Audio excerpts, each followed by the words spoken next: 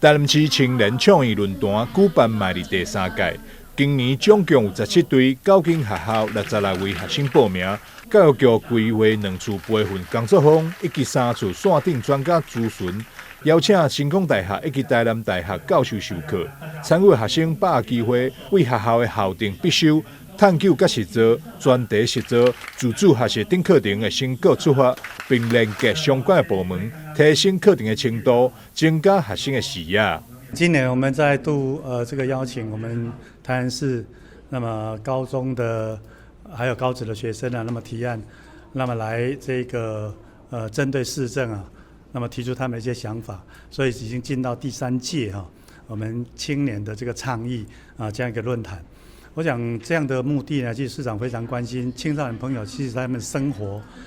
的过程当中，学习的过程当中，那么能够去发现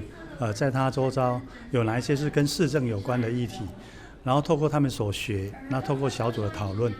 提出这样的一个创意的提案所以这样的过程，我们不仅重视孩子的意见，同时市府各单位今天大概也有6个单位包括交通、公务，还有那个都发那个经发还有文化等等，这一些其实都是蛮务实的，所以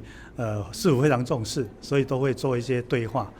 过程当中，当然孩子不只是提案，我们也邀请了一些大学的教授，给他们做一些辅导。基本上希望能够在提案的过程当中不是空想，而能够有一些学理上面的一个讨论对孩子来讲也能够过程的学习，也就是所谓的问题导向或专题导向的学习。我想这个对高中生来讲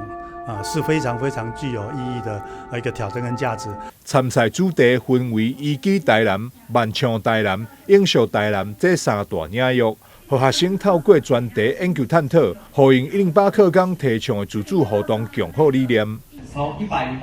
台南市政府开始推广电动车的时候，民众对电动车的使用率有普遍降低的趋势。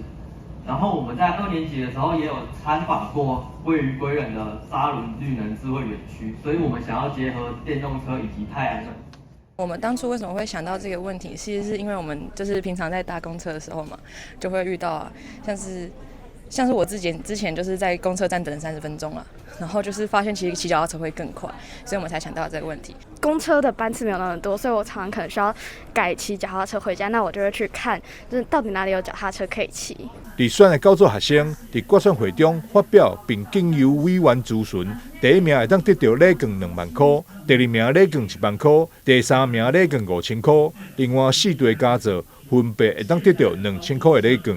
记者张世维采访报道。